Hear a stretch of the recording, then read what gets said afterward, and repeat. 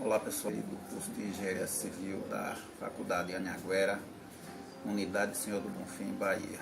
Eu vou apresentar para vocês o processo de eletrização por atrito. Entendemos que no atrito entre dois corpos perderá elétrons o átomo no qual o núcleo exercer menor força sobre eles. Assim, um corpo poderá se eletrizar positivamente ou negativamente, dependendo do material com o qual for atritado.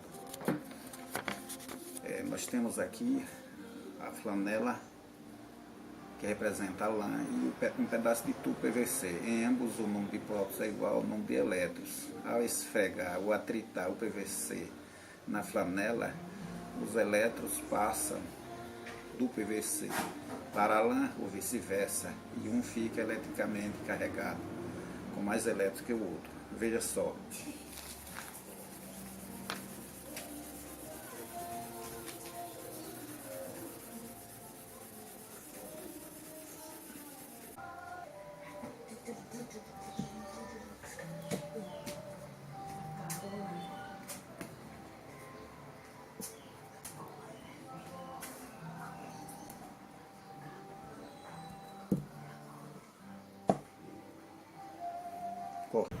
Bom dia, eu me chamo Regivan Gomes, estou no 4º período de Engenharia, no Polo Anhanguera de Senhor do Bonfim. Eu vou falar sobre eletrização por indução. A eletrização por indução consiste em atribuir carga elétrica a um objeto, utilizando outro corpo carregado, sem que haja contato entre eles.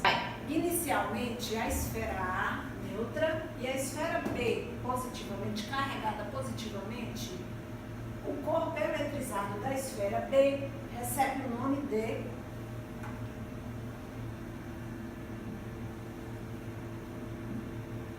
indutor. O corpo neutro da esfera A recebe o nome de induzido. A esfera A é aproximada da esfera B. A esfera A, agora carregada negativamente, é desligada da Terra e separada da esfera B. A positiva, causando uma separação de carga. A é conectada à Terra por um condutor, de forma que os elétrons da Terra, no processo de eletrização por indução, a carga elétrica final do condutor que estava neutro sempre possui sinal oposto ao do indutor. O mesmo processo pode ser repetido para eletrizar positivamente um objeto neutro, porém deve ser usado um indutor de carga negativa. Um exemplo de eletrização por indução é a ocorrência de raios. Quando uma nuvem está carregada eletricamente, ela induz na superfície terrestre cargas de sinal contrário, criando um campo elétrico entre as nuvens e a superfície. Se o corpo elétrico for muito intenso, o ar funciona como condutor de eletricidade, acarretando uma carga elétrica, uma descarga. Boa noite, meu nome é Vanessa Reis Rocha, sou do curso de Engenharia Civil, Senhor do Bonfim. Vou falar um pouco sobre pêndulo eletrostático e eletrização por contato. Mas antes de começar a falar sobre o pêndulo eletrostático, eu gostaria de deixar bem claro que cargas iguais elas se repelem e cargas negativas elas se atraem, certo? Aqui em mãos eu tenho um cano de PVC, né? Ele está eletricamente neutro. E aqui também eu tenho uma bolinha de papel alumínio, que ela também está eletricamente neutra. Ao aproximar o cano nela, na bolinha, não acontece nada. Não acontece nada, tá vendo? Bom, aqui nesse cano de PVC, ele tem cargas positivas e negativas. E na bolinha vai ser a mesma coisa, cargas positivas e cargas negativas, distribuído como se fossem uniformemente, certo? Aqui em mãos eu tenho um pedaço de papel toalha e vou atritar o papel toalha no cano. Vou atritar o papel toalha no cano, certo?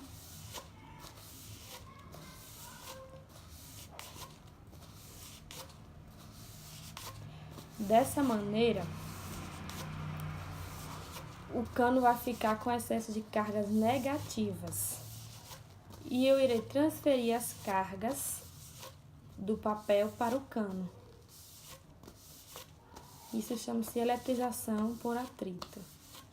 E veja só o que acontece ao aproximar o cano da bolinha. A bolinha ela é atraída até o cano. Tá vendo? A bolinha ela é atraída até o cano. Por quê? Porque ele tá com cargas negativas. Quando eu aproximar o cano, as cargas negativas do cano vai repelir as cargas negativas da bolinha. Ou seja, as cargas negativas da bolinha vai para o lado esquerdo e as cargas positivas da bolinha vai para o lado direito. Ou seja, dessa maneira, se a carga positiva está do lado direito, ela vai atrair com a carga negativa. Nesse processo que a bolinha está vindo de encontro ao cano, ela está exercendo o processo de eletrização por indução, certo? Porque não está acontecendo contato, não está acontecendo nenhum contato no momento que a bolinha estiver encostado no cano. Ou seja, está acontecendo o processo de eletrização por contato. Ou seja, o excesso de cargas negativas do cano está passando aqui para a bolinha. E os dois vão ficar neutros. Por isso, se eu tentar encostar aqui agora, não vai acontecer o processo de eletrização. Porque ele vai estar neutro, tanto a bolinha quanto o cano. Certo? Já na eletrização por contato, acontece quando dois corpos condutores entram em contato, adquirindo ambos cargas do mesmo sinal, ou seja, positivo ou negativo. Se os dois corpos tiverem a mesma dimensão, a carga final dos dois será de mesmo sinal e de mesmo valor. Isto significa que se os corpos forem idênticos, eles terão a mesma carga elétrica. Certo? Obrigada. Meteon por Nikola Tesla. A boina de Tesla foi criada para fazer experiências relacionadas com a criação de descargas elétricas de alta voltagem. Ela consiste de um suprimento de energia, um capacitor, conjunto de bobinas transformadoras e, assim, os picos de voltagem alternam-se entre elas, e um conjunto de eletrodos. Assim, as descargas pulam entre eles através do ar. Usam um dispositivo que vão desde acelerador de partículas até televisões e brinquedos. Uma bobina de Tesla pode ser feita de equipamentos encontrados em lojas de eletrônicos ou de materiais usados. As bobinas de Tesla têm um desempenho de alcançar de 250 kV com relatividade de facilidade, bem tranquilo fazer isso, e algumas chegam até 1,5 microvolts ou até mais. O uso das bobinas de Tesla já foram para radiotransmissores. Antigamente era feita para radiotransmissores, com até dispositivo de eletroterapia, gerando muita tensão, muita alta tensão, muito alta. A aplicação mais comum hoje em dia é gerado para faíscas elétricas que pode ser até vários metros de comprimento. Agora nós vamos dar entrada no processo da gaiola de Faraday. Nada mais é, a gente fez um projeto mesmo com tela que você compra em qualquer casa de produto agropecuário. A gente usou a própria tela, como vocês podem ver, para poder fazer o experimento. Nós vamos usar um celular com frequência de rádio para poder provar para mostrar, na verdade, que uma superfície com contato eletrizado ou possui um campo estático nulo por causa dessa proteção oca, sem interromper por causa das cargas que se distribuem em forma homogênea na parte externa da superfície. Então, um condutor, quando carregado, tende a espalhar suas cargas uniformes por toda a sua superfície. Se esse condutor for uma esfera oca, que no caso aqui a gente usou essa tela, por exemplo, as cargas irão se espalhar pela superfície externa, pois a repulsão entre as cargas fazem com que elas se mantenham o mais longe possível uma das outras. Os efeitos do campo elétrico criados no interior do condutor acabam se anulando, obtendo assim um campo elétrico nulo, mesmo que acontece quando o condutor não está carregado, mas esta é uma região que possui um campo elétrico causado por um agente externo. O seu interior fica livre das ações externas do campo, fica blindado por causa dessa proteção com tela. Esse efeito conhecido como blindagem eletrostática. Nada mais é do que a gaiola de Faraday. Para provar esse efeito, um físico britânico conhecido como Michael Faraday fez em 1836 um experimento para provar os efeitos da blindagem, com um gerador eletrostático de alta voltagem. Ele colocou um eletroscópio em seu interior para provar que os efeitos do campo, dos campos gerados, eram nulos. O próprio Faraday entrou em uma gaiola para provar que seu interior era seguro. Esse experimento ficou conhecido como a gaiola de Faraday. Assim, a blindagem eletrostática também ficou conhecida por gaiola de Faraday, e esses efeitos muito utilizados em nossos dia a dias. Como, por exemplo, podem citar carros, aviões que atuam como gaiolas de Faraday, nos protegendo de serem atingidos por descargas elétricas, contraindo o pensamento popular em que os pneus do carro os fazem proteger. A construção também são feitas utilizando blindagens eletrostáticas, a fim de proteger equipamentos eletrônicos. Essa blindagem pode ser facilmente vista para que uma célula de rádio ligado embarulhe um papel de alumínio. O alumínio vai agir como uma gaiola de Faraday. Agora eu vou apresentar o exemplo aqui, usando o celular aqui com um sinal de rádio. E a partir do momento que a gente começar a introduzir o celular dentro dessa gaiola, como ele está numa blindagem que não deixa interagir com as ondas eletrizadas do lado de fora, ele vai cortar a frequência. A gente vai ligar o rádio aqui.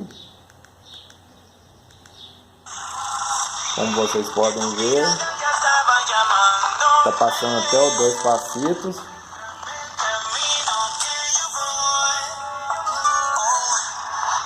A partir do momento que a gente começa a introduzir o telefone, a gaiola ficou um pouco grande, mas vou colocar até no fundo. Ele já começa, a partir do momento que a gente fecha, ele já começa a parar de funcionar. Isso é por causa da gaiola de Faraday. Agora nós vamos retirar para provar que o experimento está correto. A partir do momento que a gente já vai puxando o contato com o meu braço, ele já vai funcionando normalmente. Isso prova que a gaiola de Faraday funciona. Agora eu vou estar falando com vocês sobre a eficiência de para-raios. Nada mais é o SPDA. E essa questão de para-raios eu vou estar explicando. É um assunto muito sério. E pouca gente sabe como proteger um prédio contra descargas atmosféricas. Popularmente conhecido como para-raio, até edifícios relativamente novos correm o risco de estarem em descoberto com uma norma ISO, que é a norma técnica 5419. da BNT. A gaiola de Faraday também está um pouco envolvida, porque consiste na instalação de cabos horizontais, que podem ser de cobre, preferencialmente de aço ou de alumínio, em todas as perfeitas do prédio. Desculpa, eu errei, não é perfeitas, periferias, né?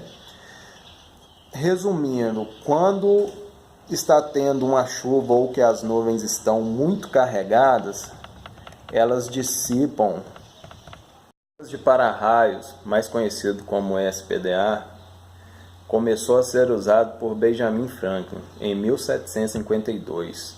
Um raio nada mais é do que indução eletrostática. Como o verbo popular diz, o raio ele é preguiçoso. Ele procura logo o ponto mais alto, ou seja, o que estiver mais perto. Como o para-raio é montado em cima dos edifícios, de preferência o mais alto possível, como tem diferença dos elétrons livres e os íons livres que gera na Terra, o raio tem que se abater no para-raio. O sistema de SPDA consiste em 4 passos: terminais aéreos, condutores de descida, terminais de aterramento e condutores de ligações ecopotenciais. O que são esses terminais aéreos? São componentes metálicos que ficam na ponta do para-raio para poder puxar essa descarga atmosférica que vem até o condutor de descida, que são os cabos que podem ser de cobre, alumínio ou somente banhado no cobre. E nada mais importante do que os terminais, ou seja, separadores que não deixam o cabo ficar encostado no prédio, porque um prédio sem proteção pode acontecer uma descarga atmosférica em cima dele. E os condutores de ligação ecopotenciais são os que estão ligados ao chão por esses condutores que ficam presos. Outro detalhe importante, de acordo com a NBR 5419, todo cabo de para-raio tem que ficar a uma distância no mínimo de 2 metros de qualquer coisa metálica, que seja uma sacada, que seja uma janela. Isso é um detalhe muito importante. Os raios ocorrem porque as nuvens se carregam eletricamente. E como se houvesse uma grande bateria com um polo ligado na nuvem e outro ligado na Terra, a voltagem desta bateria fica aplicada entre uma nuvem e a Terra. Se for um fio ligado entre uma nuvem e a Terra, ocorrerá um curto-circuito na bateria e passará uma grande corrente elétrica pelo fio. O raio e este fio que se ligam à nuvem à Terra, pelo caminho formado e pelo raio passa uma corrente elétrica de milhares de amperes. Um raio fraco tem corrente de cerca de 2.000 amperes. Um raio médio de 300 amperes. Os raios mais fortes têm correntes de amperes de até 100.000 volts. Apenas como uma referência, um chuveiro residencial tem cerca de 30 amperes. Apesar das correntes dos raios serem muito elevadas, elas circulam durante um tempo muito curto. Geralmente um raio dura menos de 1 segundo. No mundo todo ocorrem cerca de 360.000 raios por hora, 100 raios por segundo. O Brasil é um dos países do mundo onde caem mais raios. Os raios procuram os pontos mais altos porque são o menor caminho entre a nuvem e a terra. Árvores altas, torres, antenas de televisão, torres de igrejas, edifícios são pontos preferidos para descargas atmosféricas. Agora, continuando, vou falar sobre a placa-mãe do nosso trabalho semestral. Deixa eu aqui mais perto. Aqui eu vou falar os itens que ela tem, no caso. Aqui é um box do próprio processador da Intel, que logo abaixo daqui tem o slot do processador. Embaixo desse cooler aqui tem um slot do processador na placa-mãe. Aqui é o conector de energia do cooler. Essa parte daqui em laranja, que tem o slot de memória, tem os slots e as memórias para colocar a memória. Em rosinha choque aqui é onde tem para encaixar de cabo SATA do HD, no caso do slot de CD, enfim, ou outros negócios de memória de HD no caso. Esse aqui é o cabo mais branquinho aqui, são negócio de energia da fonte, onde você encaixa a fonte. Beleza. O verdinho, onde é o slot de placa de vídeo PSI. Já esses branquinhos aqui são PSI de outros combos, como de rede, Wi-Fi, ou de rede no caso de cabo de rede de conexão, ou entre outros. Aqui está a bateria da placa-mãe. Aqui é o chipset da placa-mãe, que é da Intel, onde está a placa. Aqui são baterias e tal. Logo aqui atrás do slot de rede tem um jumper, onde faz a limpeza em geral. Aqui está o arrefecimento da placa, onde pega toda a temperatura e arrefece a placa-mãe. Logo aqui também tem o espelho, que por trás são slots para fazer o espelho. Aqui tem um cano normal do próprio computador, mas logo aqui tem um espelhozinho que faz mostrar a parte de cá, onde tem a entrada de mouse, o verdinho, e a entrada do teclado. Tem a VGA aqui da tela. Aqui o rosinha, se você tiver impressora ou algo do tipo. Aqui também com o verde também, que é a antiga no caso. USBs comuns, 4 tipos de USBs. Aqui USB no caso, aqui a de rede também. Aqui no caso é microfone, entradas para microfone, fone de ouvido e fone de ouvido. É isso que temos para falar da placa-mãe.